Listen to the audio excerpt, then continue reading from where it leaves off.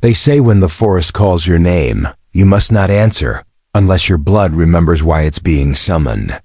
In the village of Nyasha, just as the sun curled its last golden fingers over the horizon, Nyasha walked home with a basket of maize on her head and songs of harvest in her heart. But that evening, the wind changed. It was no longer gentle, it grew heavy like a drumbeat, vibrating through her bones. As she passed the border where the grass thinned and the sacred forest began, she heard it. A sound that crawled under her skin and cracked through the silence like dry wood snapping. It was laughter, but not human, not completely. Then came her name, Nyasha, drawn out with eerie clarity. It came from the trees, deep and hungry. Her feet froze, her breath caught.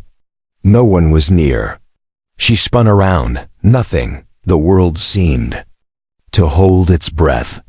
She ran the rest of the way home, heart thundering like hooves across dry earth. When she burst into her mother's kitchen, she was breathless, eyes wide, hands trembling. "The forest," she whispered. "It spoke my name." Her mother turned sharply, the ladle still in her hand.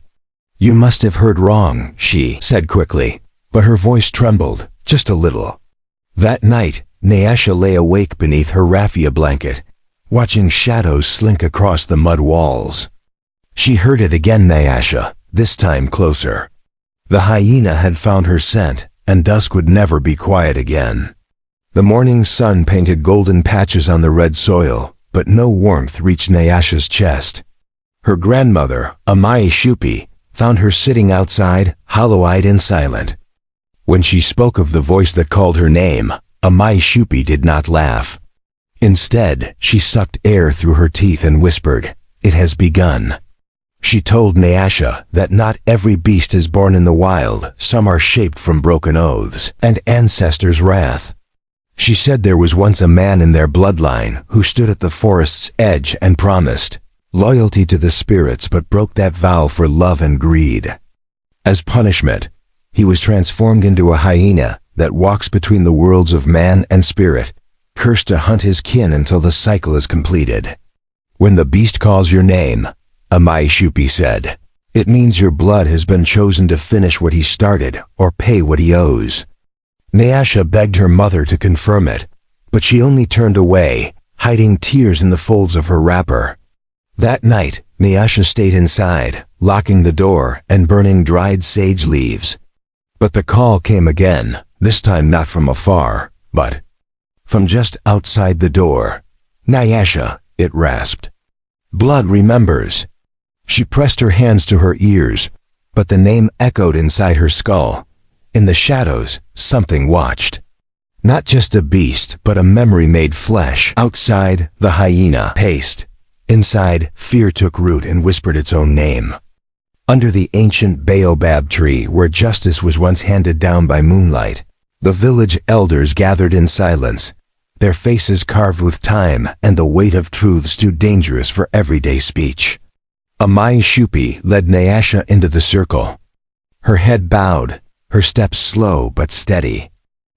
Cage, the oldest among them, stood and looked deep into Nyasha's eyes. He asked only one question: "Has the forest called your name more than once?" When she nodded, a groan escaped the circle like a great tree cracking in wind. Cage told her that long ago, her ancestor Jabari defied the covenant of the Mba forest. He had vowed protection and balance, but had slaughtered sacred animals during famine, lying to the spirits to save his own. For his betrayal, the ancestors gave him fur, fangs, and eternal hunger. "He walks now," Cage sighed, "as a hyena who feeds on unfinished justice." Nyasha's blood had reawakened the pact. The elders said the spirit had waited for a vessel, and she, born under the red moon with Jabari's mark on her heel, was that vessel. Nyasha cried out, "Why me? I've done nothing." But blood is a ledger, and the debt must be paid by lineage. The elders debated deep into the night, finally agreeing that she must enter the Mba forest before the 7th dusk, confront the spirit, and complete the forgotten ritual. Otherwise, she would become what Jabari became, another cursed soul, walking between teeth and twilight. Nyasha dreamt of bones, of trees with eyes, of a man whose face was both hers and not. He walked barefoot beneath a red sky, chanting to a crescent moon. Then he screamed as fur split through skin, his bones cracking in rhythm with the earth's groan.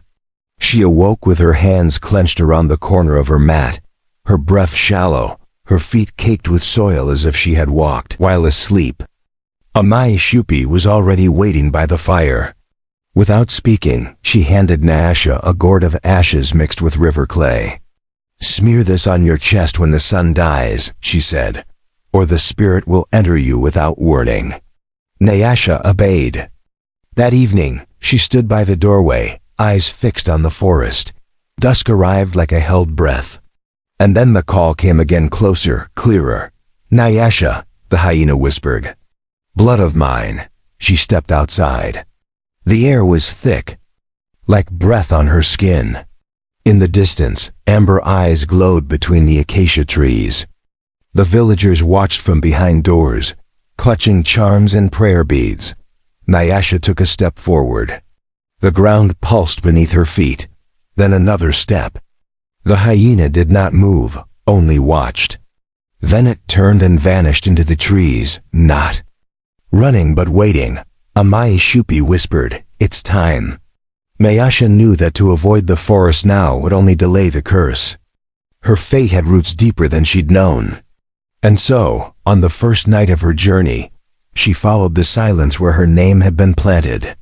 At dawn, the villagers gathered again beneath the baobab, their breath misting in the morning chill.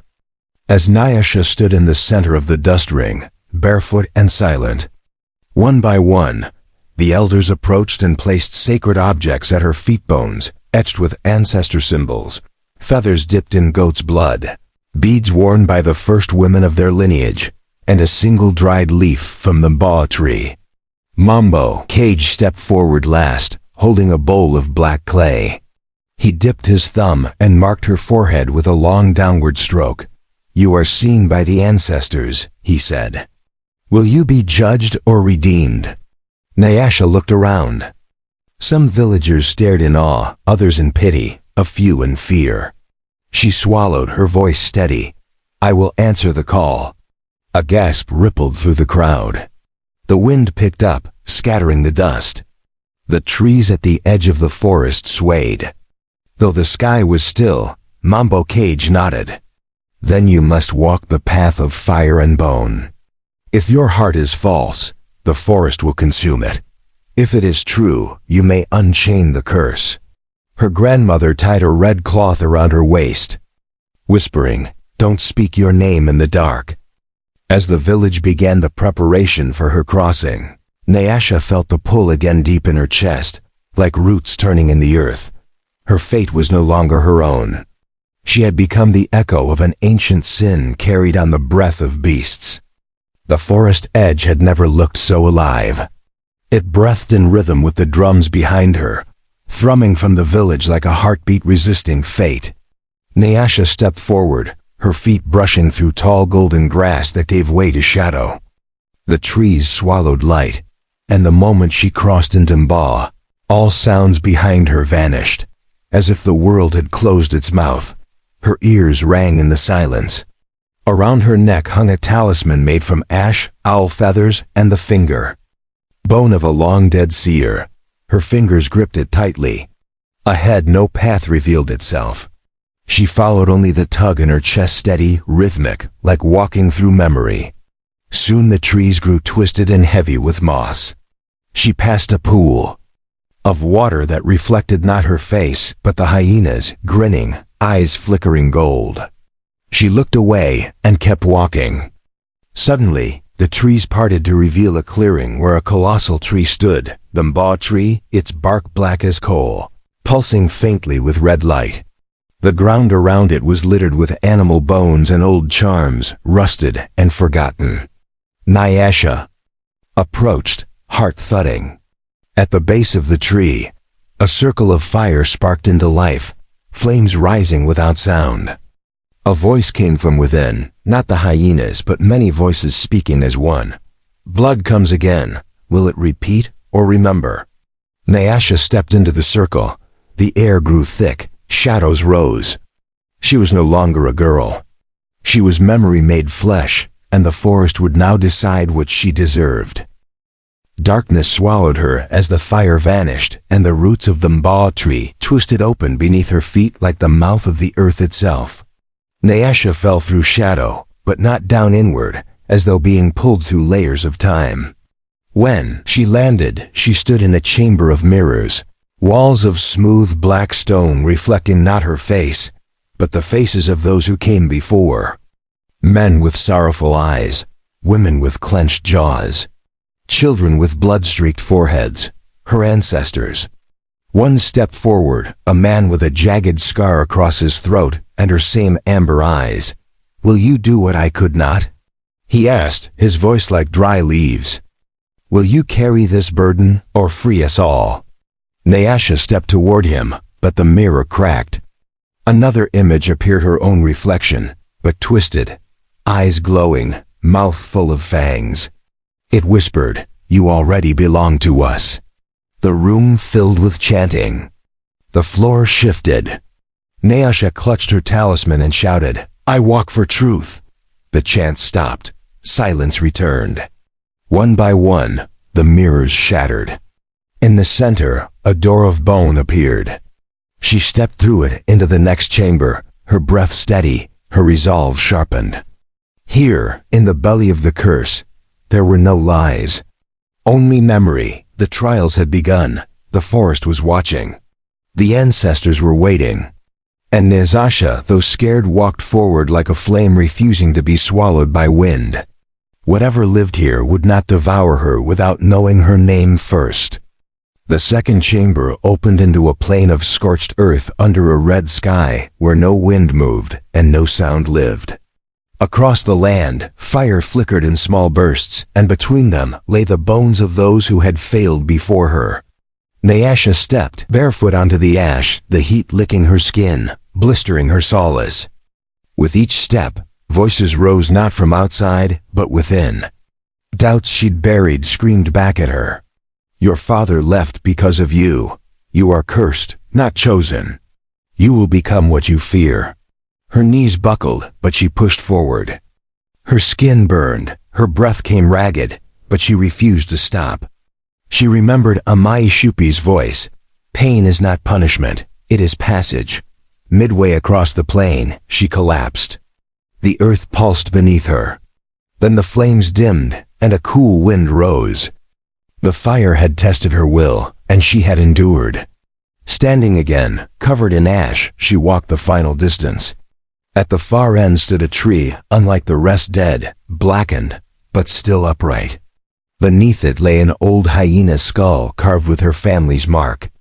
When she picked it up, her name whispered through the branches, no longer in threat, but recognition. The forest had marked her, but she had not broken. A path opened between the trees, glowing faintly with ancestral light. The next trial waited beyond. But for now, Nyasha stood still, letting the ash fall like soft rain from her arms, knowing she had taken her first step through fire and survived. The forest swallowed Nyasha once again, but it felt different, now not like walking into death, but into memory. The path ahead glowed faintly, pulsing with ancestral rhythm. Roots twisted beneath her feet, curling like fingers. The air thickened as she reached the next trial. The ground cracked open into a shallow pit filled with bones, not just animal bones, but human remains, aged and silent. From above, the trees leaned inward, their branches whispering names in an old language she didn't understand, but somehow felt.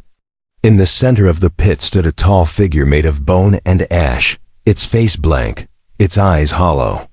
It raised its hand, and the bones on the ground began to rise, forming faces some Nyasha recognized from old family portraits, others she felt in her blood. The bone spirit spoke without a mouth. "You walk with the dead. Will you carry their burden or leave them here?" Nyasha stepped forward and placed her hand on the skull of a small child who wept silently, though its eyes were empty. I do not walk alone, she said. I carry you. The wind stopped. The bones fell still. The pit closed around her gently, lifting her to the surface. The spirit bowed its hollow head and disappeared into dust. Nyasha had passed the trial of bone. She looked at her hands, now smudged with gray ash that would not wipe away. She no longer walked as one person, but as a chorus of voices bound by forgotten blood. Night fell quickly in the heart of the forest, but Nyasha was not afraid of the dark anymore. She followed a whisper on the wind to a new clearing surrounded by standing stones, each etched with tribal marks of clans long vanished. In the center burned a blue flame, silent, tall, unwavering. The trial of fire had begun. From the shadows emerged 3 versions of herself, each cloaked in flame, each carrying a different truth. The first Nyasha stepped forward and said, "Stay and protect the village. Let the curse die with you." The second said, "Run. You are not responsible for your ancestors' sin. Break the chain by abandoning it." The third said nothing, only stared with a face filled with fire and grief. The blue flame surged, and the 3 stepped toward her, circling. "Choose," they said in one voice. "Stay, flee, or burn." Nyasha's heart pounded. She looked into the eyes of each self and saw the same fear. "I will not run," she said. "But I will not be consumed either." She stepped into the blue fire, expecting pain but felt only warmth. The flame did not burn, it cleansed. The false selves screamed and vanished. The standing stones cracked, and the path opened once more. Nyasha emerged with the fire still glowing in her chest. Her choices had been tested, her spirit forged. She whispered a prayer, not to the ancestors, but to herself. "Let me be the one who ends it right." And the forest, for once, was silent. She walked for what felt like days, yet no hunger touched her and no sleep came. The forest had its own rhythm now, and she moved with it. Finally, she reached the third trial, a place of silence so deep it pressed on her chest like a boulder. It was a field of white grass under a black sky, and in the center stood a lone figure, neither beast nor man, but a shifting shape wrapped in mist and fur. It wore her father's face. He had died when she was a child, but now he stood tall, eyes filled with sorrow. "Nyasha," he said softly, "I could not protect you." She stepped closer, but her legs trembled. "You carry more than you should. Let me take your place. Let me finish the ritual." For a heartbeat, she wanted to say yes, to hand over the pain. But she remembered the child in the bone pit, the woman of fire, the path she had walked. "You are not my burden," she said. "You are my memory. I will carry you, but I won't be you." Her father smiled, and his face began to fade. "Then the final bond is broken," he whispered. The field vanished. Nyasha stood once again at the base of the mbaw tree. The trials had ended. The hyena spirit now awaited her choice, not to fight, but to decide. Her breath was steady, her heartbeat calm. She no longer trembled. She no longer fled. The past stood waiting. And Nyasha stood ready to meet it. The mbaw tree pulsed with ancestral light, and at its base waited the spirit, no longer a man, no longer just a beast. The hyena stood upright, its eyes flickering gold and deep with age. It bowed slightly as Nyasha approached, no longer snarling, no longer chasing. "You have walked the trials," it said. "You have seen what I was, what you carry. Do you now understand?" Nyasha nodded slowly. "You were not only cursed, you were ashamed. You wanted someone to finish what you ruined. And now the burden rests with me." The hyena circled her, not in menace but in mourning. "I have waited many lifetimes for someone strong enough to choose." Nyasha stepped forward and touched the creature's chest. Its fur shimmered, and behind its eyes she saw the man Jabari, young and terrified, reaching out with bloody hands. "You broke the covenant, but I will mend it. Not with fear, with truth." She knelt at the tree's roots and placed her talisman in the soil. Then she whispered, I give back the name you took." Light burst from the ground, flowing through the roots like veins of fire. The hyena let out a cry, not pain, but release, and crumbled into ash. The mbao tree straightened, its bark turning from black to deep brown. The ground stilled.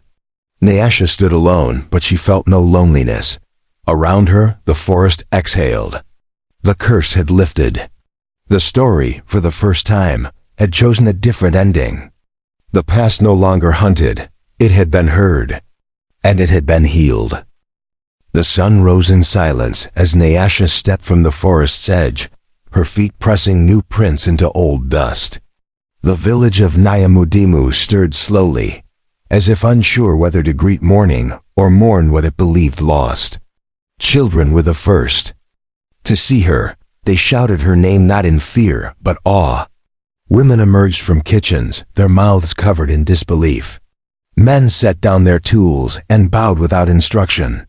A Mai Shupi stood waiting at the threshold of their hut, tears drying. On her cheeks, "You walked with the dead," she whispered. "And you came back whole." Nyasha did not speak. Her silence carried more truth than words could bear. She was marked not by fear, but by understanding. The talisman was gone, her feet blackened with sacred ash, and in her eyes burned a flame not lit by human fire. Mambo Cage approached. With trembling hands, "Did the forest choose you?" he asked. Nyasha nodded once. "It did not choose me, it recognized me." That night, no one lit the warning fires at dusk. The hyena did not call. The wind blew gently through the trees, and for the first time in generations, the people of Nyamudemu slept without charms beneath their pillows. The forest no longer hunted. The covenant had been restored. But the village would need time to remember how to live without fear.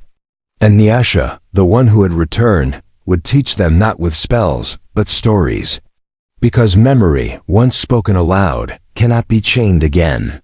They prepared a feast not in celebration, but in gratitude. Goat meat roasted over flame, millet stirred with sacred herbs, and calabash of honey beer passed from hand to hand.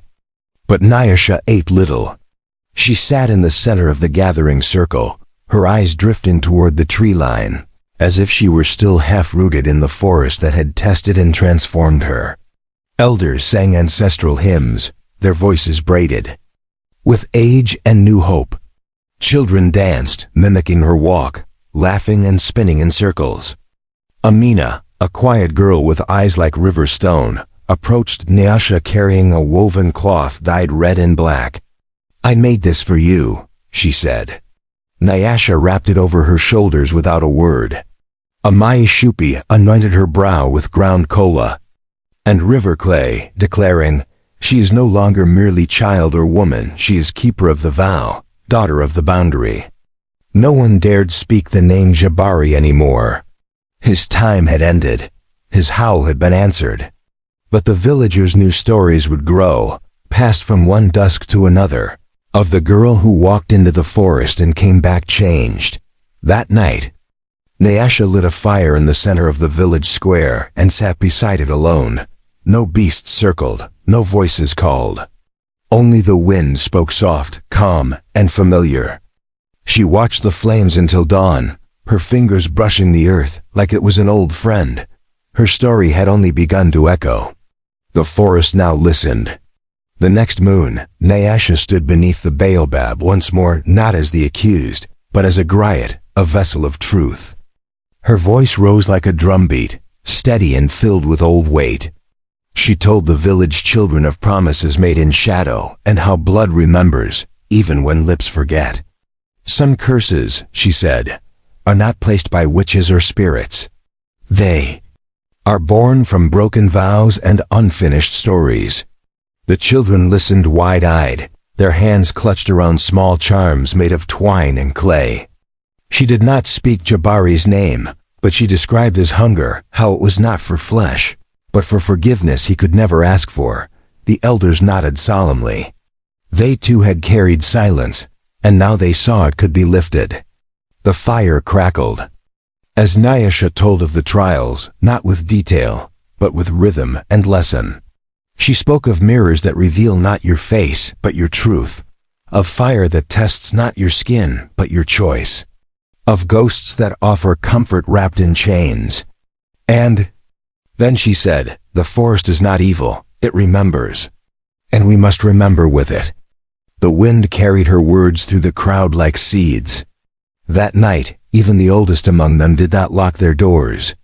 Dusk came, and still they sang. The curse had left no beast behind, only a story with teeth. And Nyasha had become its tongue. Its keeper, its echo. A hyena once called her name. Now she called her own, and it did not tremble. It was Amina, the quiet child with stone-colored eyes, who first dreamed of fire again. She woke trembling, the scent of burnt roots clinging to her skin. And in the distance, the wind moaned something close to her name. She ran to Nyasha's hut before the sun rose. I saw it, she whispered. I heard it. Nyasha did not flinch. She had been waiting. She wrapped Amina in her red and black cloth and led her into the cool dawn, past the village edge, to the place where grass met shadow. There, she taught the girl how to listen not with ears, but with breath. If the forest calls you, Nyasha said, you must not fear it. You must understand why. Amina placed her palm to the soil. Her small fingers trembled. I don't want to walk alone. Nyasha smiled, her eyes dark with knowing. You won't. I'll walk beside you until it's your turn to guide. They returned to the village just as the sun crested the trees. Nyasha did not tell the elders yet. The cycle had not returned. It was evolving. The forest did not punish blindly. It reached for those who could carry its memory forward. That night, Nyasha lit another fire in the square. This time, Amina sat beside her, watching the flames reflect in her own eyes. The hyena no longer hunted, but the wind still whispered. Not in threat, in preparation. Because the work of healing does not end, it only changes hands. Seasons turned like grinding stones. Nyasha no longer walked as one watched, but as one revered. Her hut, closest to the forest, became a place of learning. Children gathered there, not out of fear but to hear. She taught not spells or chants, but silence and listening. She no longer feared dusk. She welcomed it like a friend. Some said her voice softened the wind. Others believed the forest had claimed her gently. She laughed rarely, but deeply. When babies were born, she blessed their names. When people died, she whispered them safely to the roots. The hyena never returned. But its memory lived no longer as terror, but as truth. Nyasha had not only survived the curse, she had taught it how to rest. One night, the stars gathered brighter than ever, pressing against the sky like watching eyes. Nyasha sat alone, weaving silence into a basket of red reeds. Amina approached and laid her head on Nyasha's lap. Will I have to walk the forest too? She asked. Nyasha smiled. Only when your name is called, and if it is, you will know the path. Amina did not speak again. She only listened. The flames flickered blue, just once. The forest whispered, but did not call. That night, Nyasha passed in her sleep, peaceful and still. No cries, no struggle. Only a breeze that brushed every hut like a farewell. The villagers woke to calm. The wind said nothing. And that, they understood, meant everything. They buried Nyasha beneath the baobab, not in a grave but in a woven cradle, wrapped in the red and black cloth she once wore. No one wailed. Instead, they sang. Children placed feathers at her feet. Elders poured ash into the roots. Amina stood still, her hand resting on the bark, eyes closed. She walks with the trees now, she whispered. The forest did not mourn. It listened. That evening, no shadows lingered. No wind howled. The sky opened wide, and stars blinked slowly, like eyes closing in peace. A hyena laughed once in the far distant soft, almost grateful. Nyasha's story became the one mothers told their daughters when the moon grew round. Not of fear, but of choosing to face what chased you. A generation passed. The forest remained. Amina now wore the cloth. Her voice guided the village with steady rhythm and calm certainty. One dusk, a new child came running, heart racing, breath sharp. "I heard something," she said. "It said my name." Amina knelt, brushing dust from the girl's cheek. "Then it is your time to listen, and I will teach you how." That night, the fire crackled with laughter. The forest stood silent but awake. Its work was not cruel. It was memory. And memory, when carried gently, can bloom like roots beneath stone. The curse had long ended, but the story endured, not to haunt, to guide. For as long as names are spoken, no journey is ever truly lost.